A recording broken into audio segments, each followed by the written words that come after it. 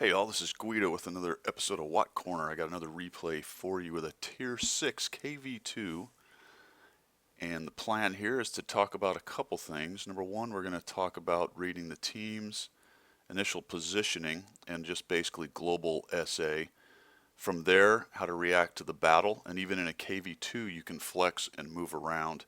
You're not anchored to one spot, even though it's one of the slower tanks in the game. So what do we have here? We've got Murovanka. Two teams have loaded in, showing a 56% chance for whatever that's worth. I've got a platoon, so that's going to be an advantage. I'm at tier 6, being a pretty good player, that's an advantage. So right off the bat, we're looking pretty good as far as the way we sit. The first thing you do when you load in is you want to go ahead and analyze the teams. Look at the map, analyze the teams, see the tanks you have and they have, and kind of figure out how you think this battle is going to go. So if I look at this right off the bat, I've already talked about all of our heavies, but this is not a great map for a KV-2, is it? Normally I'd like to go over to the forest on the 9 and 0 line, but the KV-2 has no place to hide over there. So once we shoot, we can get shredded pretty easily. So we talk amongst ourselves in our platoon and decide to go over on the 1-2 line. At least there's cover there, some hard cover in the form of those hills where we can back up and get a reload. The other thing I notice is they've got two heavies, but they've got a bunch of TDs, and that's a pretty big advantage on this map, depending on how the TDs are played. They can lock down the 1-2 line pretty easily, stopping us from pushing around E or F. They can also lock down the back part of the 8-9, 0 line and 7 area, making it very difficult to push on the forest side. So right off the bat, that team probably has a slight tank advantage despite being down one top tier heavy. So what I decided to do, as I noted earlier, is the platoon is going to go on the 1-2 line. Now let's see how this thing starts to develop. As we go out, you can see me swinging my map around, or my view around. I am trying to see which way the tanks are going. If you look at the mini map down below, I'll make it slightly larger for you. You can now start to get an idea of which way the tanks are going.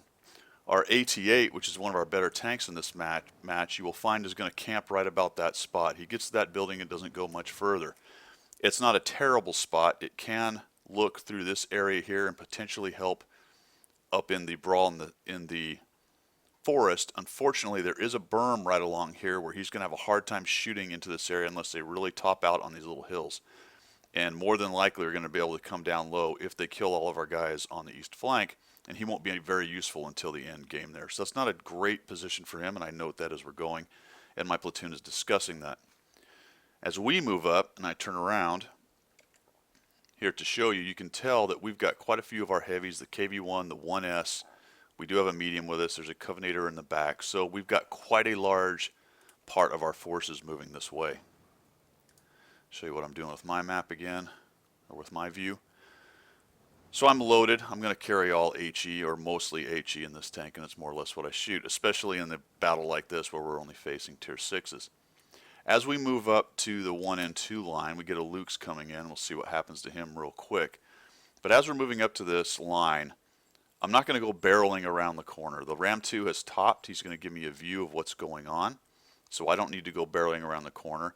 But pretty soon that Luke's is going to let them know everything they need to know about what's on our side, because he ends up scouting all of us here in just a moment. But we're going to stack up right here and start poking and prodding and see what they have brought to the fight on the 1-2 line. This ends up being a pretty good game for me, and I get a lot of RNG moments like that. But I saw him coming. Ram 2 lit him up, and he paid the price. Sua Scout, not a great player. Now what you're seeing is the heavies are all starting to stack up, and we got a KV-1 coming right in behind me. So just on this tactical level of maneuvering your tank within a relationship of the rest of your team's tanks, that is not what you want to be doing. He needs to be echelon to my left, so that he's not going to stop me from backing up if I need to. That Stug is right there, and I may have needed to get right back, especially if it may have been, say, the AT-8 of theirs. That guy could shred me pretty quickly. You're going to see that both the KV-1S and the KV-1, who are not really great players, are going to do a lot of getting in the way, and even to some extent my KV-2s are going to do the same thing. So let me show you what's going on here. We have a T-30-45, they're 150, and you can see the KV-1's blocking me. So I'm going to look at this Stug. He fires at someone else. I note that. That's good for SA. A couple guys miss, and I'm actually going to end up hitting him. The T-150 is probably one of their most capable tanks. The KV-2 has been lit, and if you look over onto the east side, there's only one small tank that's shown up. Now that side will get heavily invested here in just a moment, but as of right now, there's a lot of their tanks that aren't lit. If you look over in the top right, my mod that shows the little light bulbs, only about 6 of their tanks have been lit, and one of those is dead. So we've got a lot of tanks unaccounted for. Right now is not the time to get too crazy aggressive, especially as I mentioned, TDs can lock down the 1, 2, 3 line really well from that back area. So we're going to continue to work on these guys, and I'm going to make some bad trades right in here. That 3485 is not going to have a lot of trouble pinning me. So once I load, I'm going to come and kind of bait a shot and whack, and then I shoot right into the dirt. Both of those guys do a good job. They notice that the shots have been taken, and they're going to pop out and go after that T-150. That's known as good trading, provided they don't get waxed by TDs back there. And we continue to work this. Now the 1S has decided to go ahead and put himself in front of everybody. When you're the lower tier tank, especially if you've got a platoon like we've got, you can see the other KV-2 smirking's trying to get up top. When you are not in a platoon that is trying to work a corner, you need to get out of the way. Okay, so work the echelon to the left or go someplace where you're not blocking them. They've got comms, they're trying to work together, and you're doing nothing but stopping them. D2 sees that. Actually, it's a little late. I actually tell him, I think he was in sniper mode right there trying to get a shot. And I make another bad decision right there, get whacked for 300 from the 150, and I'm really rolling the dice on the AT8 right there, and I get over. So that was probably an early push. I don't think it was really time right there. I eat some shots, and I am well down on hit points, and it's not looking really great for me right now. If you look over on the 9 and 0 line, like I said earlier, that battle is now heavily invested, and we are now fairly aware of where most of their tanks are. I get lucky there that 3485 missed me, or he was shooting up smirking. And I'm going to back up. Probably need to back up a little bit more. I'm just trying to get that shot on him. He's going to pop out, and I'm going to eat another shot. I think we trade right here. I hit him, and he whacks me. So now I am down to a high roll one shot to the 3045. Definitely dead to any 150 shot that hits me, and more than likely that KV-2 can take me out. I may even die to the AT8. So I just keep backing up. I need to get out of there, and let's see how the rest of the fight's going. We're doing okay. We're one tank up. We are getting eaten up a little bit here. You can see that a couple of us are hit, got some damage. Although we have taken down the Stug, we've hurt the 3045 and put a little on the KV-2. There's still a Su-100Y and a T1 unaccounted for somewhere. But we have a good idea of where most of their tanks are. And I would imagine at this point the Su-100Y is back on the A or B line, hiding in a bush, waiting for somebody to blunder in front of them. And our platoon will continue to work together and try to figure out. We need to get this 3485 out. He's a big problem right there. 1S bounces. I'm just going to go in and try to get a shot. Okay, that was a good lesson right there. The KV-1 came down. He was ready to shoot. I don't know if he was in sniper, what he was doing there, but he definitely popped out in front of me. A lot of people, their reaction when that happens is to continue to try to get out in front of the KV-1 in order to get a shot. The problem with that is, had I done that, I'd have exposed myself even more, and I don't know when that KV-1 is going to back up and just leave me open to the shot on the T-3485. So be careful when you're working an echelon like that, trying to get out in front of a tank that's pulling out in front of you, one of your friendly tanks, because it will really overexpose you, probably especially if you're a one-shot like me. It's better to pull back. Discretion being the better part of valor in that case. Now when I see him back up, I'll do this, and boom, another mess. And there's another example. KV-1S tried to get around behind me and blocks me from backing up. And I just keep pushing him. So you can see that the 1S and the KV-1, while they're doing a good job following, getting in here and trying to support the battle, they really are getting in the way. Some would say maybe I'm getting in their way. I suppose that's possible. Okay, so we're trying to work this. I just noticed behind me the T1, and I'm sort of checking in between what he's doing. For a moment I thought I might try to shoot that AT8, but I am a one-shot to him, so I'll just back up. Once again, discretion. I don't want to die to him. My worry is, since we're all lit in here, that he will find some shots into our rear. but he is involved with the T-25 and the AT-8. That's the good news. They'll quickly take care of him. But had he been a little closer to us, that could have been big trouble. Getting what I'm looking for. I'm going to go ahead and just snap a shot off on him. Probably waited a little too long. The replay's not great. I actually had a highlight of him, but it was just that kind of top cupola. That was going to be a real RNG moment right there if I made it happen. The 3485 is now dead, and the KV-1 goes after the T-150. So that was a good move on his part. We needed that gun out of the game, and it's starting to look pretty good. But guess what?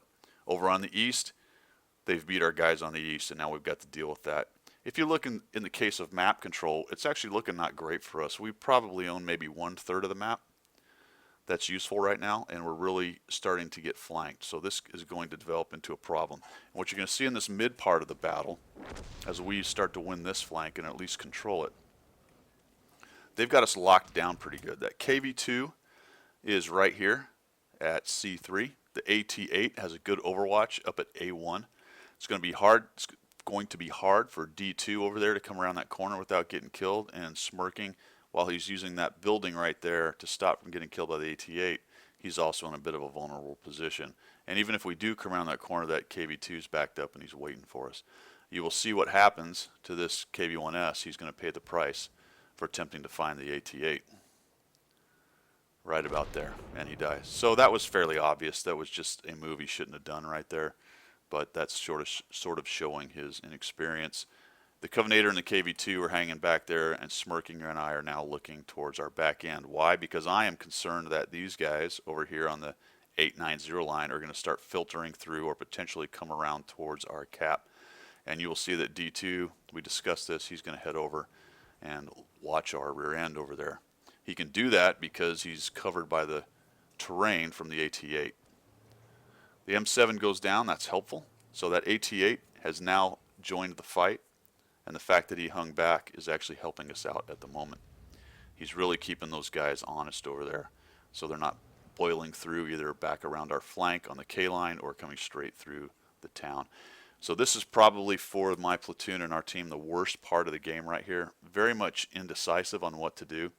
I can't climb up the hill because the AT-8 will get me. I don't want to go that way through that flat area and work the KV-2 because once I'm lit, I will be vulnerable to shots from this area. And there's a lot of cover along that little ridge, able to shoot into here. So I believe if I get out into this open area or attempt to push through these buildings here, somebody over here more than likely is going to take me out. So I'm going to wait here. And we are playing quite a waiting game.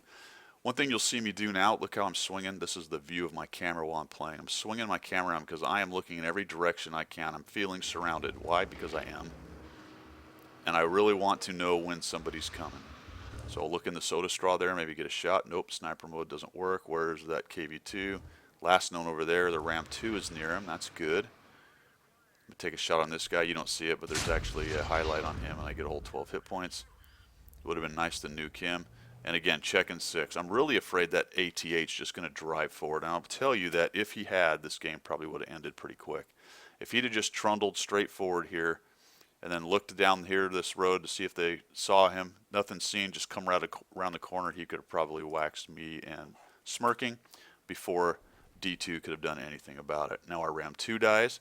That's not good. So hey, look, there's the Su-100Y. He just killed the Ram 2. So he can at least see the area where the KV-2 is. And now we're just getting a little more worried. They're starting to even it up, and they've really got us surrounded now. Map control currently is in their favor. The question is, how are they going to use it, or are they going to use it? Uh-oh, there's the Churchill and the T-67. The AT-8 is actually moving up on them. Now, he's going to be hard to pen for them if they're not aiming very carefully. And he's at 28%. So there's the T-67. AT-8's working him over pretty good. The Churchill is spotted. I considered a couple times trying to climb up that little hill right there in order to get some height to take shots down onto the T-67 or the Churchill. The problem is, I figured if I highlighted myself any bit up on that hill, that AT-8 was going to have a shot. I'm really just hoping he comes because we've got all these KV-2s here waiting for him, but he does not. And pretty boring part. There we go. Churchill 1 dead. Very good. AT-8's doing some work. The 67 is still lit. He's actually using a little hold down spot there behind a raised road. That's going to go poorly for him, especially as long as he's spotted. And there goes our Skoda finally coming around back behind trying to help the AT8. No shot there. I take a kind of prayer shot on him and miss. And we're just being patient. This is one of those spots where, as you're analyzing the battle, you win your flank or at least neutralize it, and then people want to go charging to another flank. You've got to be careful doing that so you don't expose yourself. I was a little bit worried about smirking popping up right there trying to get the shot. That's what I was talking about earlier, and I in fact talked to him about it right then and warned him, look, if you get your turret up above that hill at all, that AT8 will snipe you. Now, I haven't seen the KV-2 for a while. That's starting to concern me because I don't know where he could be. I talked about it at the very beginning. KV-2s are slow, but in that amount of time, he could be any number of places. He could have gone all the way over to the 8-9 line to help him. He could be coming up the 2 line to sneak around that corner and pop one of us. So I decided it's time to change things. I talked about getting a little too high and getting sniped. This was really close to that. I didn't realize I was dry because I was actually talking to smirking as I did this. I didn't realize that I had gone up this little rise, and that was a bit dangerous. I may have actually, no, I wasn't seeing because I do have 6th sense. And you're going to see, look at that. And I talked about it, and there he is. That KV-2 has just come around the corner. Had we both been sitting there, he may have got one of us. We're going to get very lucky here because he misses. Okay, so off we go. Now he saw smirking, but they don't know where I am. So we discussed this for a moment. D2's keeping him honest. Smirking stays, and I tell him, hey dude, I am going to go over to the 8-9 line and help them clean up this Skoda and try to find this Su-100. So that's the point I talked about at the beginning. Doing a little flexing even with a KV-2. We need to change this fight. So let's do something they're not expecting. They don't know where I am. I wasn't spotted. And there they go. So the Skoda comes around that way. Now we're looking for the Su-100. And I'm going to keep going towards the forest over there because if I turn and go straight to the Skoda, he's going to out view range me by a lot. So right now we're just trying to work around and try to get him. Our Skoda has a decent view range. We've got the AT8 with us. I actually dipped down into this ridge I talked about a little bit earlier so that I can protect myself from the west, and I can use these trees to move forward as cover. Because I know that that Su-100 is around somewhere, and there he goes. Great RNG moment right here. Lap. Okay, so look, I knew how to lead him. I know the flight time of the shot, but yep, RNG definitely helped me, and I do get a pen and a full 700 hit points off that guy. And that changed things dramatically. You know, you got to think about that. He was probably in a bush back here in a decent spot. He started to get worried because he was looking at where his tanks went, and I would imagine that the Skoda left him, made him feel like he needed to reposition. The question is the reposition more dangerous than staying? Clearly, this game showed that it was in his case, but that's a decision you'll have to make at the time. Probably I would have stayed where I was and hoped to kill at least one of them, or he may have needed to move a little bit earlier. I'm not sure when he started moving or where he came from, but he did try to repo, and unfortunately, because we actually moved around there, we find him. Now, I don't go barreling out into the open because what do they know? They know that a KV-2 just killed that Su-100Y because the kill shot will show up on their HUD. So they know somebody is somewhere at least that could see that Su-100, and if I was them, I would assume it was me since I haven't been spotted, and I went back into the forest. So the last thing I want to do is come barreling out of the forest, breaking cover, and letting that Skoda T-25 nuke me. So I'm going to wait at least till I get reloaded. The AT-8's forward. The Skoda of ours is over on the right. So I have a pretty good idea that most of that is spotted, so I'll start moving my way through these buildings. And now I am flexing in my KV-2. We got 6 minutes left, all the way back over to where I started. Now that things are starting to look a little bit better for us. Now their KV-2 is in pretty good shape, and he's starting to get a little aggressive because he wants to make something happen. The Skoda was smart. He actually gets over there and teams up with the KV-2, and now we got a bit of a mismatch over here based on the fact that they knew I was way across the map and we got to get there fast. Our AT-8's going kind of slow. Unfortunately, our Skoda is being very timid. So had he moved up a little faster, we'd be in better shape. D2 is doing his best. KV-2 is fired, so he's going to take a shot. Misses. So now I'm thinking, man, this is really not great. There goes their T-25. He's going to take out my buddy. And wow, things just changed dramatically right there. I'll come around here. Another pretty decent RNG moment. I get a shot into him. I don't know if that was actually a hit or a splash. And I'm backing because I know that Skoda's coming for me. I'm going to take a hit. Lucky. Didn't die. And I don't know if you noticed that, but he's shot straight into the ground. That's auto-aim. That guy came up over the corner, auto-aimed, fired once when my entire hole was showing, and then fired right into the dirt twice more because that shot is going center of mass. Had he aimed, he may have actually hit my turret, which I believe, at least on the second shot, was still exposed, and he may have ended the game right there, more or less. But I survive, and there he goes. Thank you, Skoda. Gets into the game, so that's good. Now I know their KV-2 is here, and we're both reloaded, so I'm just trying to be careful. I'm checking behind me. I know my AT-8 and my Skoda is there. I get extremely lucky that he doesn't hit me. A little unlucky. Now, what do I know here? I know that I fired first. I'm carrying vents, and I've got brothers in arms. I don't have the food. What is it, vodka or capitalist tears, whatever it is the Soviets eat. So if he has all those things and a crew as good as mine, then he may reload faster than I will.